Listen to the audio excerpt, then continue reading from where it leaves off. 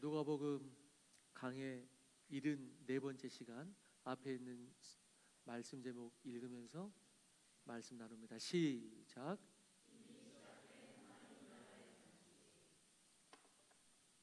지난주 누가복음 14장 전반부 이야기 보고 오늘 연결되는데요. 전반부 이야기 간단하게 리뷰하면 예수님이 바리새인의 집에 초대를 받습니다. 그런데 그게 좋은 의도가 아니고 예수님을 엿보고 책 잡기 위해서 안식일을 어기나 안 여기나, 수종병 든 자를 데려다 놓고 어기나 안 여기나 그렇게 엿봅니다. 그런데 예수님께서는 이 수종병 들린 사람을 고치시고 바리새인들의 그 의도를 다 아시고 안식일의 진정한 본질을 이제 가르치십니다. 그러면서 연결해서 두 가지를 가르치십니다. 잔치에 상석에 앉지 마라. 그리고 잔치에 초대할 때는 힘 있는 자, 부유한 자, 내가 아는 사람만이 아니고 가난한 자, 병든 자, 연약한 자들을 초대해라. 그러면 그들은 갚을 수 없기 때문에 하나님께서 갚아주실 것이다. 이런 내용이었고, 그러면서 본질이 이긴다라는 말씀을 전했습니다. 안식일의 본질. 신앙은 본질의 싸움이다 라고 말씀을 드렸고, 그리고 그 본질은 어디에서 되느냐? 그 본질은 행함에서 나타난다. 그 본질은 행함에서 나타난다. 그리고 그 본질의 뿌리는 어디에 있느냐? 본질의 뿌리는 항상 낮은 곳에 있다. 낮은 자리에. 그래서 낮은 곳에서 섬기며 행하지 않고서는 절대 기독교의 본질과 하나님 나라의 본질을 만날 수 없다 라고 해서, 기독교의 본질, 우리의 믿음의 본질은 낮은 곳에 있다라고 그렇게 본질에 이긴다라는 말씀으로 나누었고, 여기까지 딱 예수님께서 말씀하시고 오늘 말씀이 딱 연결이 됩니다. 거기까지 딱 말을 듣고 난 다음에 그 중에 한 사람이 예수님께 한 가지 질문을 하면서 오늘 본문이 시작되는데, 오늘 본문 첫 구절에 이렇게 시작하죠. 15절에 함께 먹는 사람 중에 하나가 이 말을 듣고 이르되, 이렇게 말합니다. 하나님의 나라에서 떡을 먹는 자는 복되도다, 이렇게 말합니다. 자, 다시 하나님의 나라에서 떡을 먹는 자는 복되도다. 자, 식사자리 중에 이 하나가 말했는데 이 사람은 어떤 사람인가? 여기는 바리새인의 집입니다. 그리고 이 14장 지난주에 읽었던 본문 3절에 보면은 예수님께서 율법교사와 바리새인들에게 이르시되 이렇게 말합니다. 다시 말해서 15절에서 말하는 사람은 바리새인일 가능성이 큽니다. 거의 바리새인입니다. 그 바리새인이 지금 예수님께 말하는 것입니다. 무릇 하나님의 나라에서 떡을 먹는 복되도다, 이렇게 말하니까 언뜻 보면 믿음의 고백같이 들립니다. 무릇 하나님의 나라에서 떡을 먹는 자는 복되도다. 언뜻 보면 좋은 고백 같고 믿음의 고백처럼 들립니다. 그러나 그렇지 않습니다. 오늘 보면 바로 전구절 13절에 보면은 예수님이 그 마지막 말할 때 이렇게 말하죠. 의인들의 부활 시에 너가 갚음을 받겠습니다, 이렇게 말합니다. 의인들의 부활 시에 네가 받겠습니다, 이렇게 말합니다. 의인들의 부활. 그러니까 당연히 오늘 이 질문한, 이 말한 그들은 거룩한 유대인들, 자기 같은 바리새인이야말로 그 의인들의 부활에서 상을 받는 자, 그 자리에 당연히 나 같은 자가 참여하는 자다, 그렇게 생각한 것입니다. 그 당시 전통적인 유대인들과 바리새인들은 메시아가 이 세상에 오시면 큰 잔치를 베풀 것인데, 이방인과 죄인들은 그 잔치에 참여할 수 없고 오직 경건한 자기 같은 바리새인들, 경건한 유대인들, 그들만 참여할 수 있다, 이렇게 생각하는 가운데 그렇게 말하는 것입니다. 나같이 하나님 나라에서 떡을 먹는 복되도다, 그렇게 말한 것입니다. 그래서 그 뒤에 예수님의 대답을 보면 결코 그 대답을 칭찬하지도 않고 오히려 큰 잔치의 비유를 들면서 참여하려고 했던 자들이 참여를 못할 것이다 라는 그 내용을 오히려 전합니다. 그 내용을. 그래서 하나님 나라에 초청받고 들어갈 줄 알았던 자들이 오히려 거절당하고 다른 자들이 들어갈 것이다, 오히려 그런 예화를 오늘 말하고 있는 것입니다. 자, 이 큰 잔치의 비유를 말씀하시는데, 이 큰 잔치의 비유를 이해하려면은 그 당시 유대인의 이 초대하는, 잔치를 여는 그 관습을 알아야 되는데, 특별히 큰 잔치라고 했습니다. 중요한 잔치라는 것입니다. 크고 중요한 잔치에 사람을 초대하려면은 첫 번째, 당시에는 먼저 잔치 날짜를 미리 알려가지고 참석 여부를 다 묻습니다. 1차적으로. 그래서 예약을 받는 것이죠. 전부 다 묻습니다. 명단을 받습니다. 그래서 예약한 손님의 숫자에 맞게 음식을 준비하고 자리를 세팅합니다. 그 각각의 자리를 세팅하죠. 그 사람의 자리를. 그리고 잔치 당일에는 종을 보냅니다. 잔치 당일에는 진수성찬을 준비하고 종들을 시켜서 두 번째 초대를 합니다. 그런데 이렇게 잔치에 초대되었으나 오지 않을 때 그것은 초대자에 대한 큰 결례이며 모독으로 간주되었습니다. 당시의 사회에서는 특별히 더. 지금은 뭐 약속 한번 뭐 어길 수도 있지 이렇게 생각할지도 모르지만 당시에는 그 관계의 단절이요 나를 무시하는 걸로 받아들였습니다. 그런 게 중요한 관계 사회이기 때문에. 그래서 이것은 거절이었고 분노일 수 있습니다. 그래서 17절에 보면 이렇게 나옵니다. 주인이 노했다 이렇게 나옵니다. 주인이 분노했다. 자, 그렇다면 이들이 거절한 이유가 뭡니까? 세 종류의 사람이 나옵니다. 첫 번째 사람, 땅을 샀으니 보러 가야겠다 이렇게 말합니다. 땅을 샀으니 보러 가야겠다는 것입니다. 여러분, 작은 물건 하나를 구입하려고 해도 몇 번씩 들여다보고 땅을 사면 몇 번을 거기를 가봅니다. 이 땅이 좋은 땅인가? 우리에게 필요한 땅인가? 어떤 땅인가? 밭을 보고 농사할 수 있는가? 그런데 오늘 본문에 땅을 산 사람 말합니다. 구입해 놓고 나서야 그 땅을 보러 가야 한다. 둘러봐야 한다. 라고 합니다. 그럼 만약에 그렇다면 이런 사람은 어리석은 자이죠. 다시 말해서 솔직히 잔치 초대에 관심이 없다는 뜻이며 우선순위의 문제입니다. 물질이 우선순위며 우상이 된 것입니다. 영원한 가치인 하나님 나라는 뒷전이고 어리석은 부자와 같은 말을 하는 것입니다. 자, 어리석은 부자 이야기 아시죠? 누가복음 12장 21절입니다. 같이 읽어보겠습니다. 시작.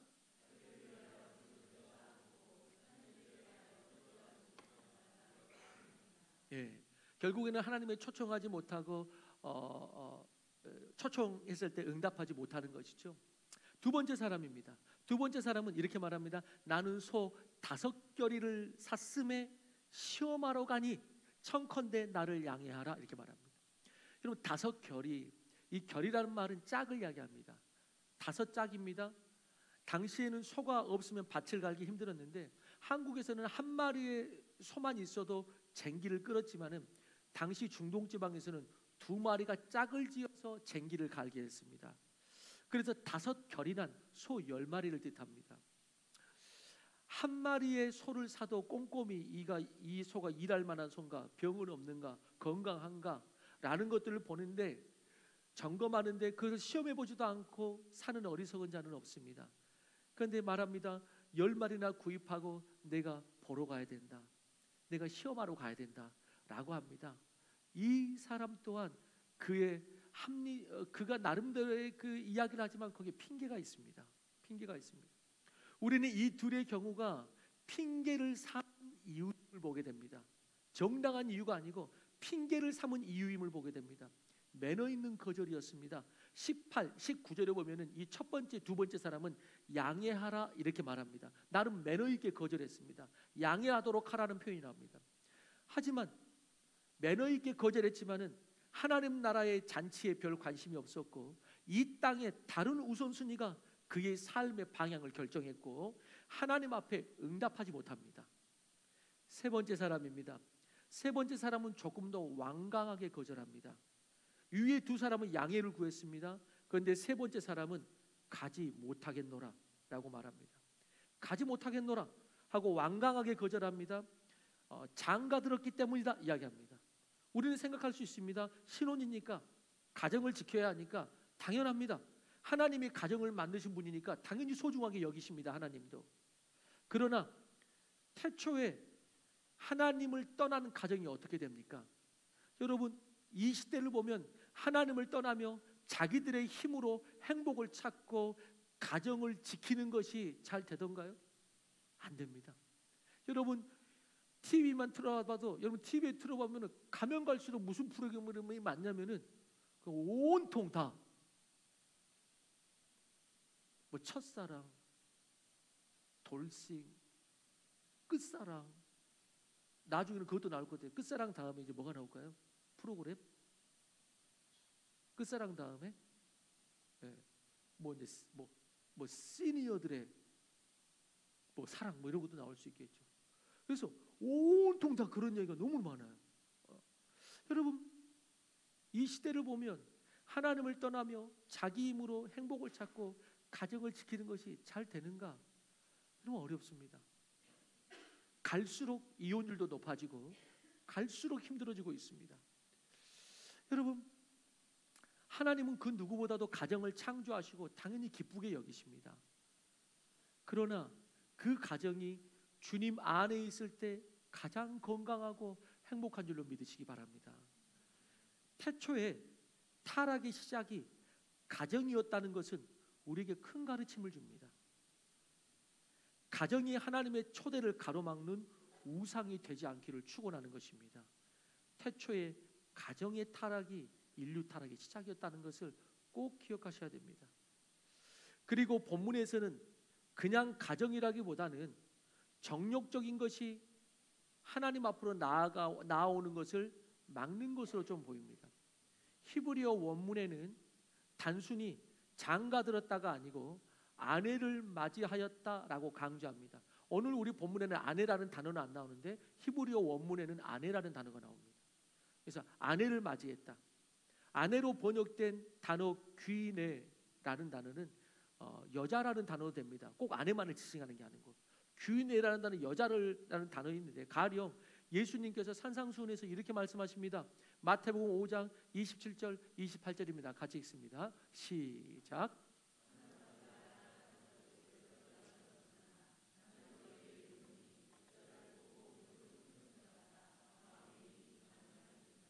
여기서 여자를 보고 음욕을 품는다고 할 때 이 여자도 그 단어가 똑같은 단어입니다.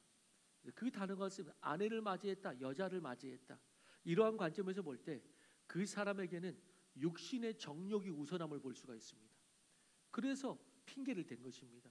그런 사람이기 때문에 더 완강하게 거절했을지도 모릅니다. 본문에 이 사람들은 1차적으로 누구를 말하냐면은 아까도 말씀드렸듯이 당시에 교만한 유대인들과 바리새인들, 종교인들을 가리키는 것입니다. 예수님은 먼저 그들에게 가셨고 그들의 땅에 가셨습니다. 그리고 그들을 먼저 분명히 하나님의 나라에 초대한 예수님이 갑자기 다른 나라 먼저 간 게 아닙니다. 예수님이 이스라엘 나라를 먼저 가셨습니다. 그리고 그들에게 먼저 초대하셨습니다. 그러나 그들이 거부한 것입니다. 그들이 거부한 것. 이런 본문의 하나님의 초대에 못 오는 이유를 이 세 가지 이유를 한마디로 말하면 이렇게 말할 수도 있습니다.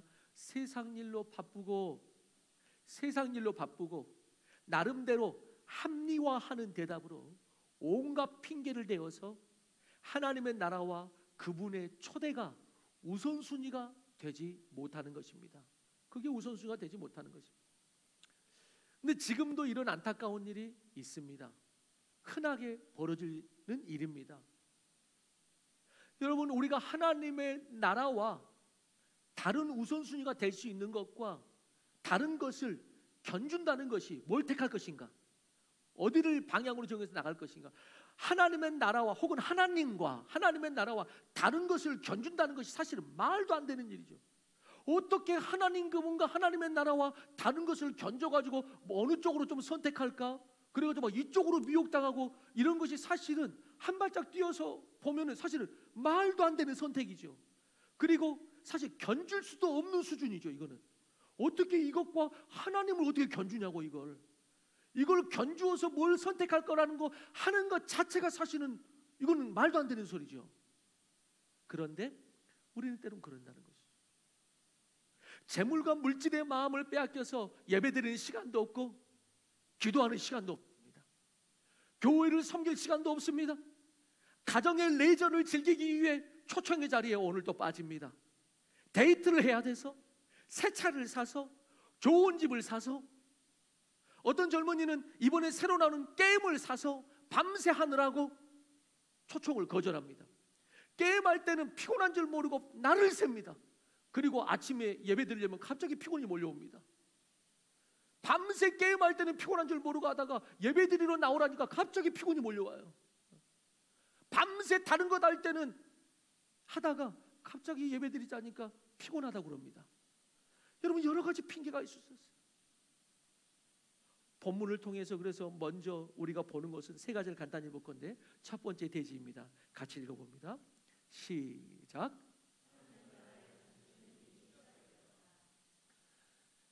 예수님이 이 땅에 오시면서 하나님 나라의 잔치, 구원의 잔치, 생명의 잔치가 이미 시작되었다고 성경은 선포합니다.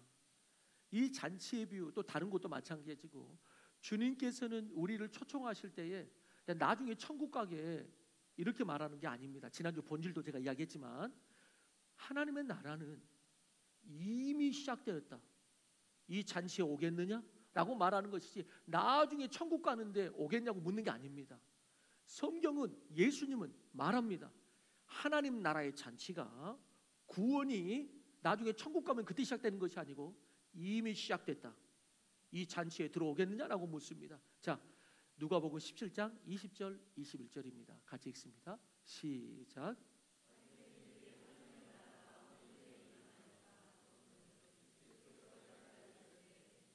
나는 볼 수 있게 임하는 것이 아니요 또 여기 있다 저기 있다고도 못하리니 하나님의 나라는 너희 안에 있는. 왜 하나님의 나라가 너희 안에 있다고 말합니까? 예수님이 지금 이제 계시기 때문에. 예수님이 또 지금 이 자리도 마찬가지고요. 하나님의 나라는 여기 있다 저기 있다는 것이 아니에요. 하나님의 나라는 천국 저기 가는 거 아니냐고. 주님께서는 그렇게 말한 적이 없습니다. 저기로 가야 되는 거 아니냐고. 하나님의 나라 구원받으러 가야 되는 거 아니냐고. 그렇지 않습니다. 예수님께는 맞아요. 저기 있는 게 아니다. 저기 있는 게 아니고 하나님의 나라는 여기 이미 시작됐다. 너희네가 여기에 들어오겠느냐? 이미 초청이 시작됐고 하나님의 나라 잔치가 이미 시작됐다. 너희는 들어오겠느냐라고 말하는 것이죠. 그래서 지난주 본질을 말씀드리면서 설교했듯이, 여러분, 구원은 천국으로의 장소 이동이 아닙니다. 바로 여기에서 하나님의 통치가 있는 하나님의 나라와 그 잔치가 시작되었다고 말씀하시고, 그리고 천국이 이제 완성이 되는 것이죠. 그래서 이미 시작되었다, 이미 하나님의 나라가 잔치가 시작되었다. 너희는 응답하겠느냐? 나중에 천국 가는 것이 아니고 지금 그 하나님의 나라에 너는 들어오겠느냐? 지금 그걸 묻는 것입니다. 그걸 묻는 것입니다. 지금 대강 믿다가 그때쯤 되면 그냥 하나님 나라 믿는다 그래가지고 하나님 나라의 천국에 가는 거 아니냐고. 안 그렇습니다. 성경 그렇게 말하지 않습니다. 그러므로 예수님은 지금 여기에서 그 잔치에 들어오라고, 하나님의 나라에 들어오라고 말씀하고 계십니다. 혹시 이 가운데 하나님의 초청에 응답하지 못하신 분이 있다면 꼭 응답하시기를 주의 이름으로 축원합니다.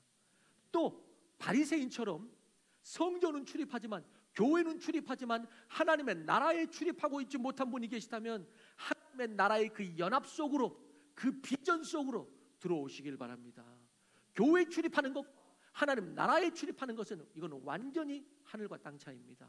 하나님의 나라에 주님께서는 초청하세요. 그래서 오늘 본문에 보면은 본문의 주인이 그렇게 말합니다. 초청을 거절했을 때 본문의 주인이 이렇게 말하지 않습니다. 그러면은 다음에 와라, 이렇게 말하지 않습니다. 오늘 이번에는 못 오니까 그럼 다음에 와라 라고 말하지 않습니다. 오늘 그렇게 말합니다. 오늘 거절한 자는 천국 그 하나님의 나라의 그 잔치에 들어오지 못하리라고 마지막 구절에 말합니다. 그래서 여러분, 오늘 본문의 주인이 오늘 못 오면 다음에 해, 다음에 또 뭐 오지 뭐, 이렇게 말하지 않습니다. 여러분, 항상 주님의 초대에 다음에라고 미루지 않게 되길 바랍니다. 다음에라고 생각할수록 그런 사람일수록 다음은 없습니다. 다음에라고 생각할수록 그런 사람일수록 다음은 없습니다. 오늘 응답하시기 바랍니다. 오늘. 왜요? 여러분, 이 한마디를 가슴 깊이 새기며 묵상하고 고백해 보십시오. 하나님의 나라는 이미 시작되었다. 이게 성경의 진리입니다. 여러분, 이 말을 가슴 깊이 한번 새기면서 말해 보세요. 하나님의 나라는 이미 시작되었다. 하나님의 나라는 이미 시작됐다. 다음에 시작되고 다음에 선택하고 들어가는 것이 아니다. 이미 시작되었다. 저를 한번 가슴 깊은 마음으로 저를 한번 따라서 해봅시다. 하나님의 나라는 이미 시작되었다. 시작. 두 번째 대지입니다. 같이 읽어봅니다. 시작.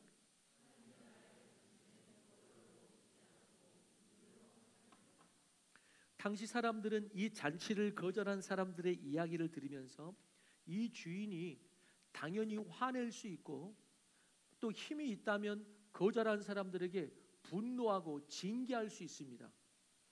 케네스 베일리의 중동의 눈으로 본 예수라는 책이 있습니다. 중동의 눈으로 본 예수의 이 잔치의 비유를 이렇게 설명합니다. 이 주인의 마음을 이렇게 설명합니다. 전에는 친구였던 자들이 이제 내 원수가 되는 쪽을 택했다. 그들에게 가서 이런 모욕을 당했으니 나도 내 마음대로 어떤 조치를 취하겠다는 뜻을 전하라 라고 말할 수 있다 라고 그 책의 중동의 눈으로 본 예수에서 이 대목을 그렇게 이야기합니다. 그러면서 케네스 베일리는 이렇게 말합니다. 그런데 이 주인은 자기의 분노를 재가공하여 은혜로 바꾸어 버렸다 라고 이야기합니다. 자기의 분노를 재가공하여 은혜로 바꾸어 버렸다. 오늘 본문의 주인은 그 거절과 분노를 긍휼로 바꿉니다. 어떻게? 더 가난하고 더 연약한 자를 불러와라 라고 말하는 것입니다. 더 가난하고 더 연약한 자를 불러와라. 나아가서 길과 산 울타리로 나가서 이렇게 말합니다. 길과 산 울타리로 나가서 데리고 오라는. 여러분 여기는 뭘 말하면 산 울타리를 말하는 것은 성 밖을 이야기합니다. 성 밖을. 다시 말해서 이방인들도 데리고 오라라는 말입니다. 이방인들도 데리고 오라. 하나님 나라의 잔치가 유대인에게서 이방인으로 더 확장되는 것을 보게 됩니다. 여러분 이 사람들은 가난한 자, 연약한 자, 병든 자, 이방인을 데리고 오라. 이 사람들은 원래는 잔치에 참여할 자격이 없는 사람이고 갚을 만한 아무런 힘도 없는 연약한 자들이었습니다. 그러나 하나님의 그 일방적인 은혜가 베풀어지는 것입니다. 자격 없는 자를 향한 하나님의 사랑과 긍휼하심으로 오히려 확장되어 그들을 부르고 있는 모습을 보게 됩니다.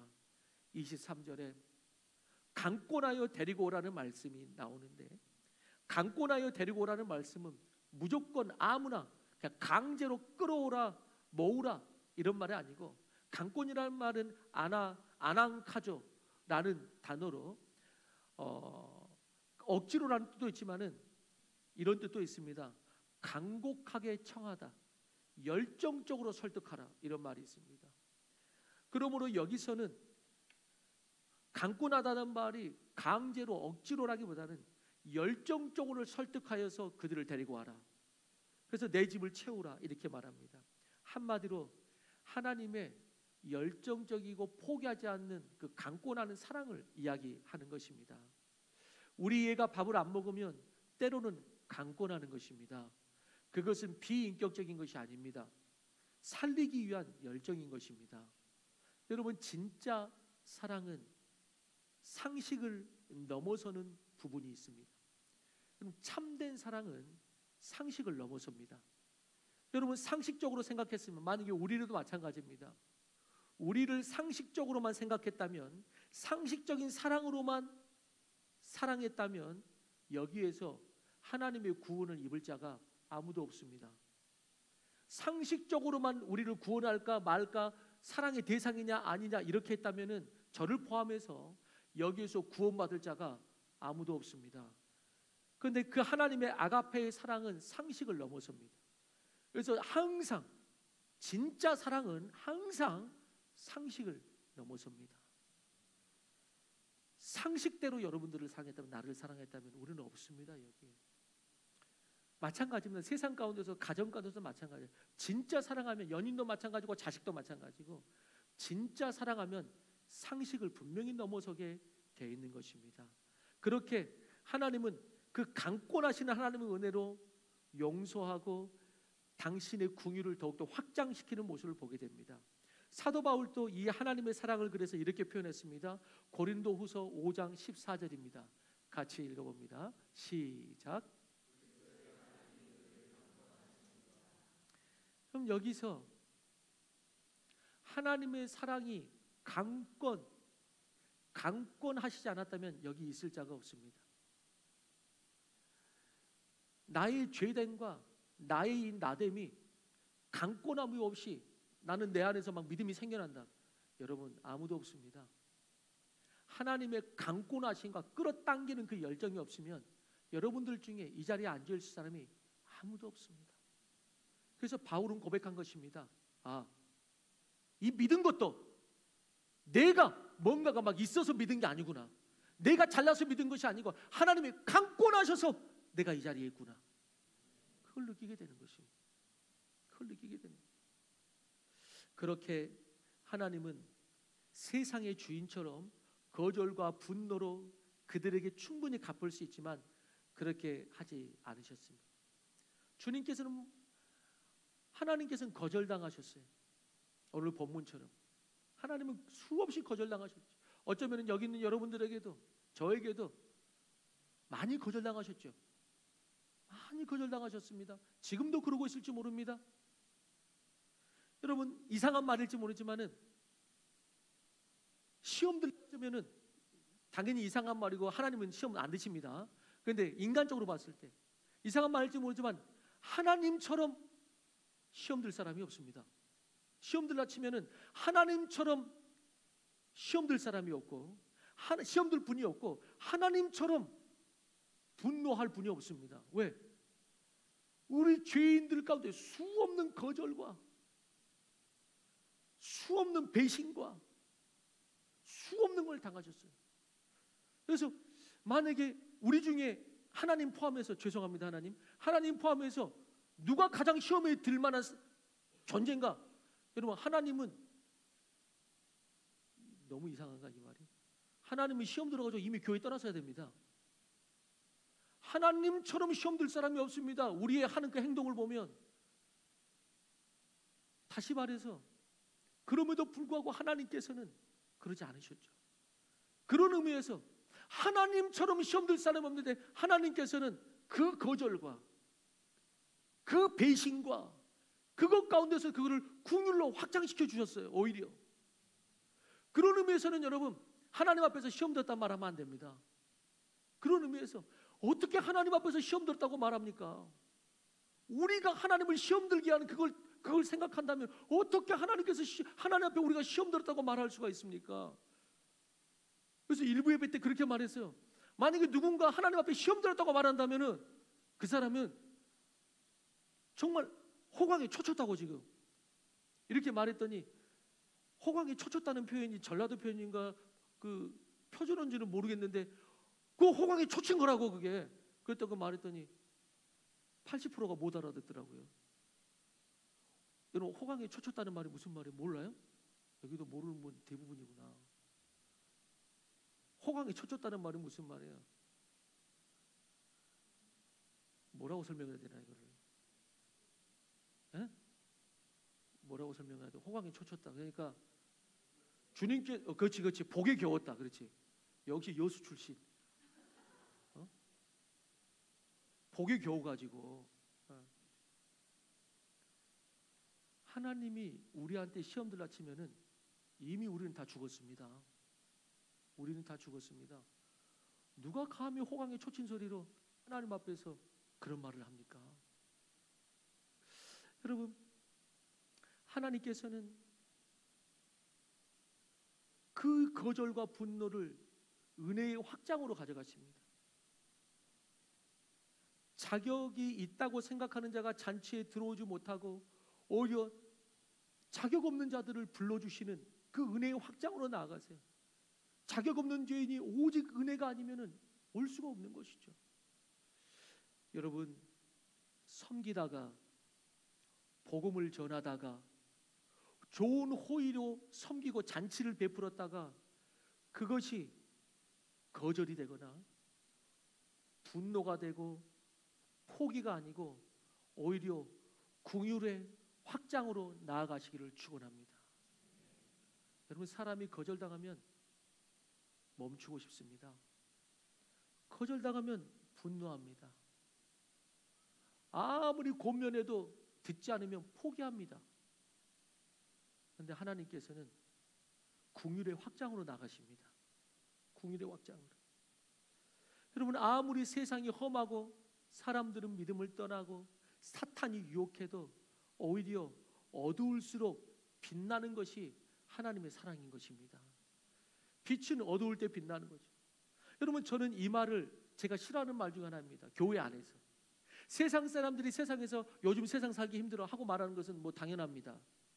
그런데 교회 안에서 믿는다고 하는 자들이 요즘 세상에 믿음 생활하기 참 힘들어, 이 말이 진리적으로 맞지도 않고 이 말을 그렇게 좋아하지 않아요. 세상에 믿음 생활하기 참 힘들어.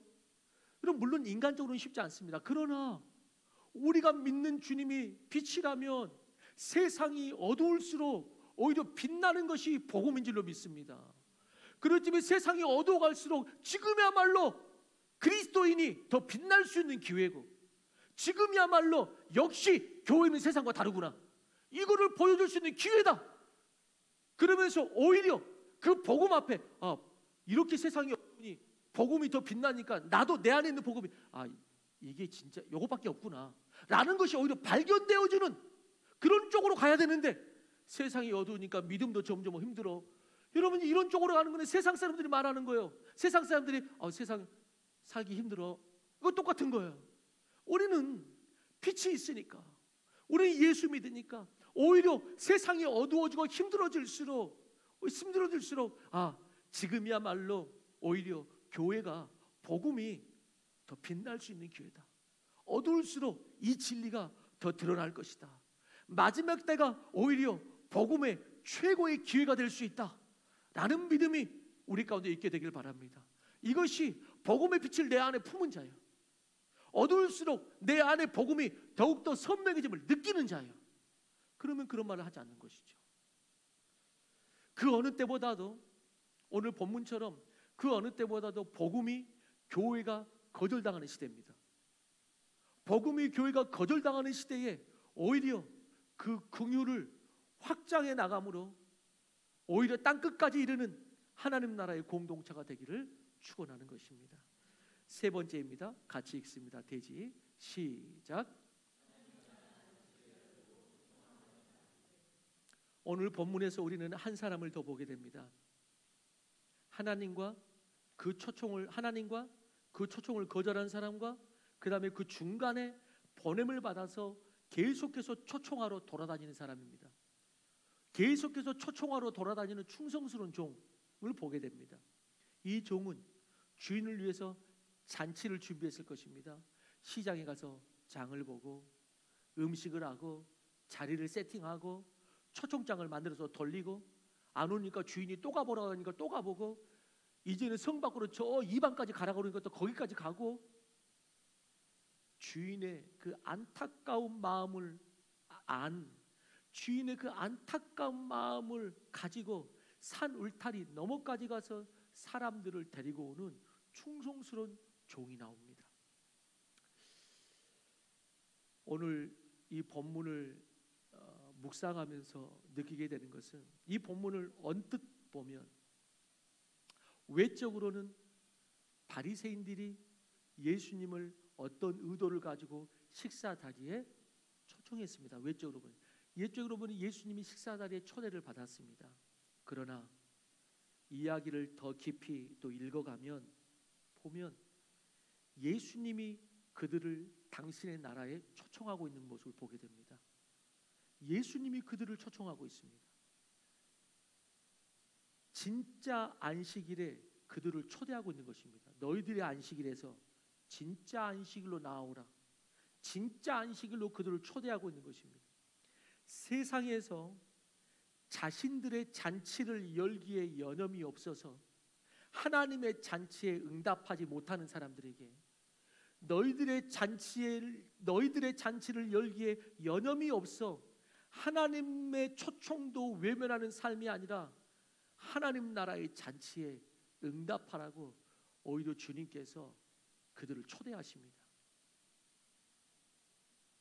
나아가서 교회 안의 종교적인 잔치가 아니라 세상으로 나아가서 가난한 자, 병든 자, 연약한 자, 복음이 없는 자, 이웃과 이방인에게까지 열방까지 나아가서 하나님 나라의 잔치를 여는 그러한 삶을 살고 그러한 하나님의 교회가 되라고 오늘 예수님께서는 우리에게 말씀하시는 것입니다. 그래서 예수님 말씀하세요. 예수님이 우리의 잔치에 참여한 게 아니고 너희의 잔치를 멈추고 나의 잔치에 들어오라 라고 지금 예수님은 말하는 것입니다. 나의 잔치에 들어오라. 그리고 나의 잔치는 이런 잔치다 라고 말하는 것입니다. 그리고 나의 이런 잔치를 너희네도 여는 자가 되고 여는 교회가 되어서 그리고 내 집을 채우라고, 이 잔치에 너희들의 잔치에 사람들을 초대한 것이 아니고 이 잔치를 열고 이 잔치에 사람들을 초대하라고 그렇게 이야기하고 있는 것이죠. 지난주에 우크라이나 키예프 기쁨의 교회를 위해서 바제를 하고 모금을 하고 그것이 하나의 또 하나님 나라의 잔치죠. 그래서 모두에게 감사하고 칭찬하는 것은 많은 분들이 함께해 주셔서 생각보다 많은 금액이 모금되어서 그래도 조금 도울 수 있을 것 같다라는 것입니다. 사실은 재정으로만 보면은 여러분 우리 교회도 재정적으로 힘듭니다. 일부 예배 때는 그 말을 했어요. 꼭 이 말을 뭐 원고에 있어서 말하려고 안 했는데 어쨌든 뭐 하나님이 말하기 는 어쩌나 모르겠지만은 말을 했어요. 우리 교회가 재정적으로 좀 힘들어요. 힘들어지고 있어요. 가장 큰 이유 중에 하나는 11조 하는 사람이 줄어들고 있습니다. 11조 하는 사람이 줄어들고 있어요. 그래서 우리 교회는 재정적으로 좀 힘들고 사역자 한 명 쓰기도, 어제 재직회의 했는데 사역자 한 명 쓰기도 고민이 돼요. 해야 되나 말아야 되나. 사역자 한 명 쓰기도 쉽지 않아요. 그런데 우리보다 조금 더 어려운 곳에 흘려보내는 것을 선택하고 우리도 부족하지만 연약한 자를 돕는 잔치를 열고 그렇게 섬기는 거예요. 그렇게 섬기다가 뭐 그런 일도 없겠지만은 그렇게 섬기다가 우리 교회가 어떤 일이 있어도 후회가 없어요. 어떻게 해서든지 지키려고 했다가 어떻게 되는 것보다 그렇게 섬기다가 어떻게 되면 후회가 없어요. 여러분, 이것이 하나님 나라의 잔치예요. 연약한 자, 가난한 자, 도움이 필요한 자, 이런 자들에게 나아가는 거예요. 나도 부족하지만 그 부족한 것을 다시 쪼개가지고 나누는 거예요. 이게 하나님 나라의 잔치입니다. 그러다가 주님 만나면 땡큐죠. 그러다가 주님 만나면 할렐루야하고 주님 만나는 거죠. 여러분, 한 발짝만 더 나아가서 그렇게 우리가 선교지를 도왔지만은 그렇지만은 이런 표현 쓰는 것을 용서하십시오. 선교지라는 낭만적 도움을 넘어서서 선교지라는 낭만적도 이것이 아니고 이것도 너무나 귀하지만은 동시에 지난주에 살짝 말씀드렸는데 바로 여기에서 그 구원의 잔치가 열리게 되기를 바랍니다. 그래서 우리의 도움과 우리의 선교가 선교라는 저 타국 땅에 있다는 그 낭만적 이중적 섬김이 되지 않도록, 이중적 마인드의 섬김이 되지 않도록 그 마음이 바로 여기서의 마음이요, 여기서의 마음이 바로 그 마음이요, 이렇게 될 수 있게 되기를 바라는 것입니다. 다시 말해서 바로 여기에서 목장에서 교회에서 구원의 잔치가 열리기를 원하는 것입니다. 주님이 종에게 말하듯 주님께서 우리에게 말씀하십니다. 오늘 본문의 종에게 말하듯 내 집을 채우라. 내 집을 채우라. 그리고 말씀하십니다. 하나님의 나라가 이미 시작되었다. 하나님의 나라가 이미 시작되었다. 내 집을 채우라 라고 말씀하세요. 여러분, 하나님의 나라가 이미 시작되었습니다. 하나님의 나라가 이미 시작되었고 하나님의 나라와 하나님의 천국은 이미 시작됐어요. 그리고 나중에 완성까지 갈 거예요. 완성까지 갈 거예요. 하나님의 나라 안에 하나님의 이 초청 앞에 들어오시길 주 이름으로 축원하고, 그리고 이 하나님 나라의 잔치를 바리새인들이 열었던 잔치가 아니고 그 잔치 말고 하나님 나라의 잔치로 들어오라고 한 것처럼 하나님 나라의 잔치를 이 교회가 열어가기를 주 이름으로 축원하는 것입니다. 여러분들의 목장이 하나님 나라 잔치가 되기를 원합니다. 하나님 나라 잔치가 되기를 원해요. 여러분들의 목장이, 제가 다음 주, 다다음 주 이런 말씀도 설교를 전할지 모르겠지만 목장 모임을 주중에 가정에서 하려고 합니다. 기도도 조금 우리가 했지만, 여러분 가정에 초청하세요. 가정이 하나님 나라의 잔치가 되게 하세요. 그것이 기독교의 중요한 베이스입니다. 그것이 기독교의 중요한 교회의 모습입니다. 하나님 나라가 잔치가 되는 게 하는 거, 우리 가정이. 네. 마리아와 마르다의 집처럼, 네.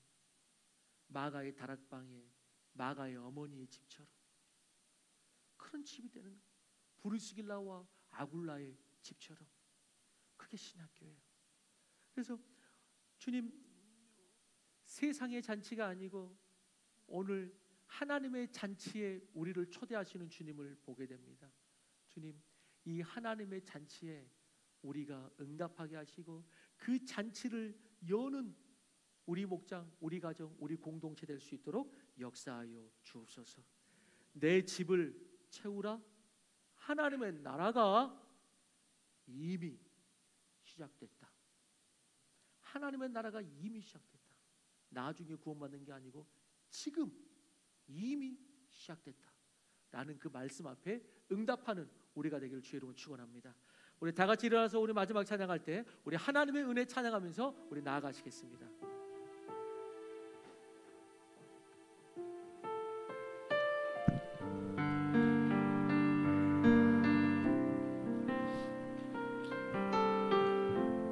나를 지으신 이가 하나님, 나를 지으신 이가 하나님, 주님께서 나를 부르십니다.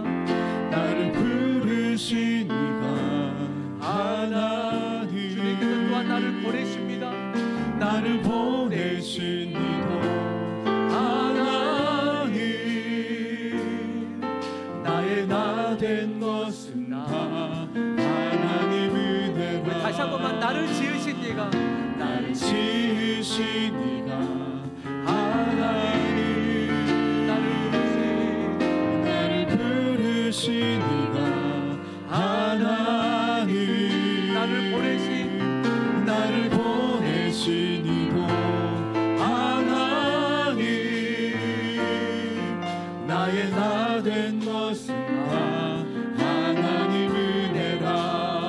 한량없는 은혜, 한량없는 은혜, 갚을 길 없는 은혜, 내 삶을 애워싸는 하나님의 은혜, 나 주저함 없이 그 땅을 밟음도 나를 붙드시는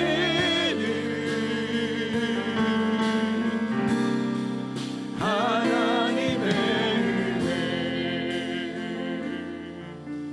이제 오늘 말씀 따라 같이 기도하는데, 여러분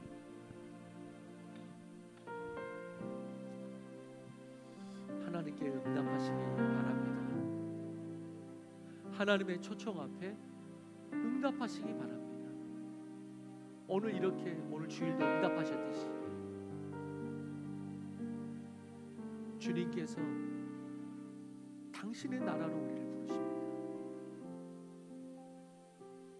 여러분들은 하나님의 나라의 그 연합과 그 뜻과 그 비전 앞에 여러분들 들어와 계십니까?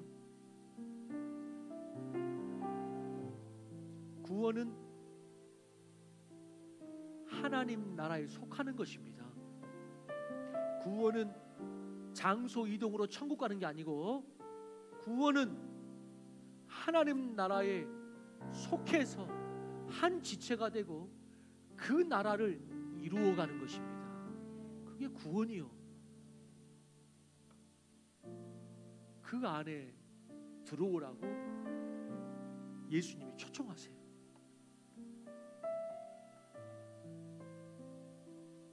이 시간에 주님께서 여러분들을 초청하십니다. 그 구원으로, 그 기도의 자리로, 그 섬김의 자리로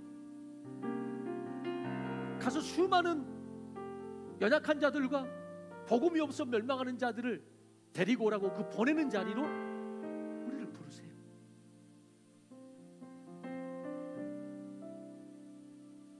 적극적으로 응답하는 우리가 되기를 원합니다. 여러분, 천국은 어떤 자가 가느냐? 성경적으로 분명히 말씀드립니다. 적극적인 자가 갑니다. 왜? 성경이 이렇게 말합니다. 성경은, 천국은 침노하는 자의 것이니라. 천국은 침노하는 자의 것입니다. 적극적으로 응답하고 적극적으로 그 주님의 나라를 따라가는, 속하는 우리가 되기를 원하는 것입니다. 지난주에도 그래서 말씀드렸죠. 하나님의 나라는 정적이지 않다. 하나님의 나라는 살아있다 라고 말씀드렸습니다. 하나님의 나라는 지금도 살아 움직인다. 하나님의 나라는 지금도 살아 움직인다. 당신은, 나는 그 나라 안에서 함께 살아 움직이고 있는가? 함께 살아 움직이고 있는가? 그것이 그리스도인이요. 그리스도인이요. 이 시간에 오늘 말씀 따라 한번 기도하십시다. 기도하고 제가 축도합니다. 같이 기도하겠습니다. 기도합니다. 아버지